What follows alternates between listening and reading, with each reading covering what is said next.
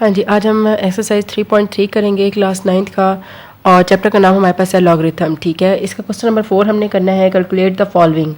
अब इसको कैलकुलेट कैसे करना है कि log 2 बेस 3 है हमारे पास मल्टीप्लाई log 81 बेस 2 है। ठीक है, ये हमारे पास जो थ्योरम लॉ ऑफ लॉगरिथम 4 था उसकी उसी से अप्लाई हमने करके ये करना है। ये वही फॉर्म है।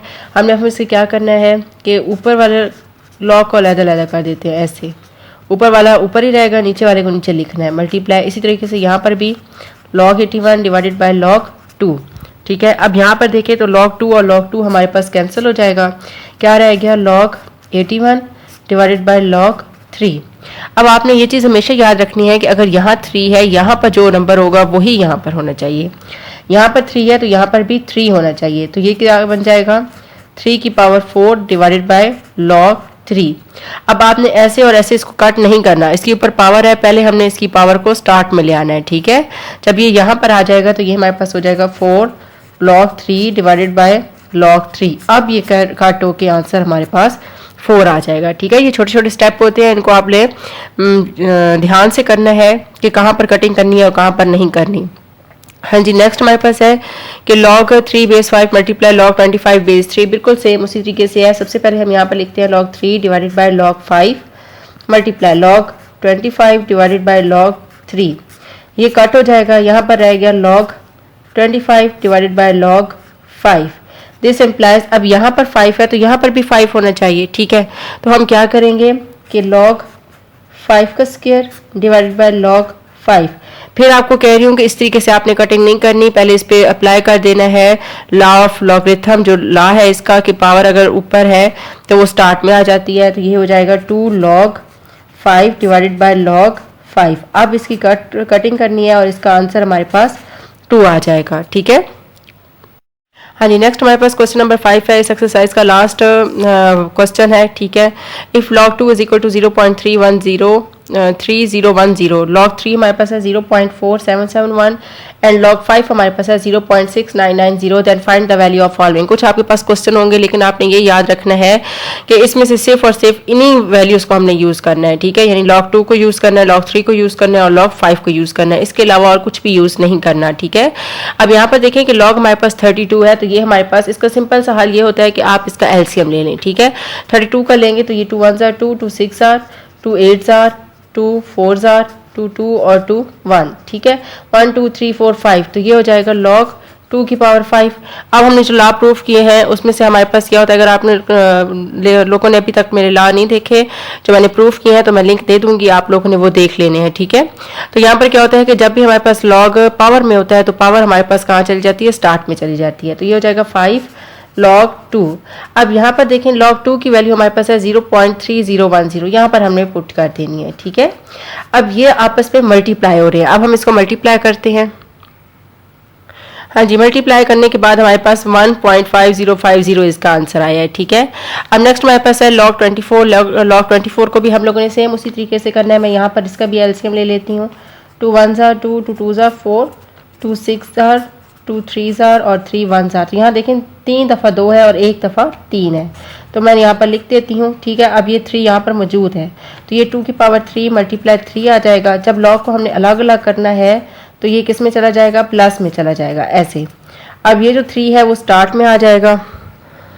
हाँ जी, पावर हमारे पास इसकी स्टार्ट में आ जाएगी तो यहाँ रह जाएगा log 2 प्लस log 3।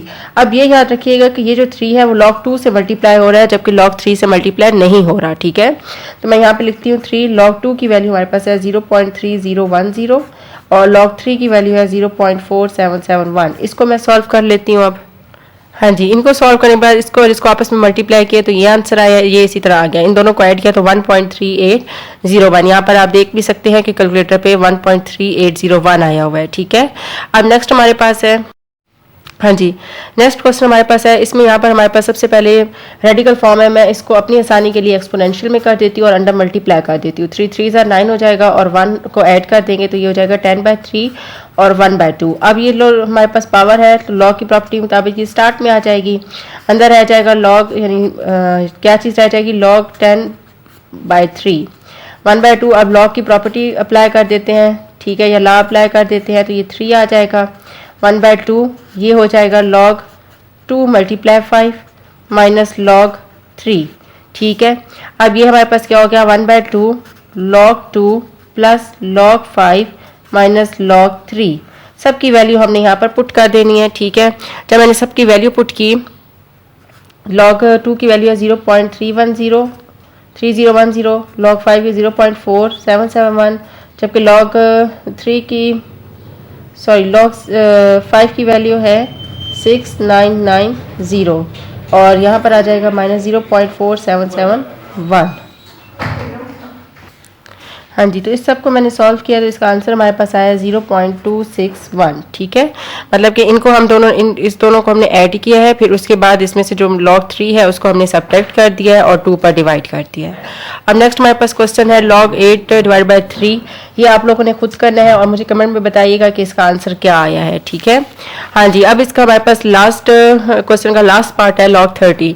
हाँ जी, इसको सॉल्व करने से पहले अगर आप मेरे चैनल पे नए हैं और अभी तक मेरे चैनल को लाइक और सब्सक्राइब नहीं किया तो काइंडली चैनल को लाइक भी कर दिया करें और सब्सक्राइब भी कर दिया करें।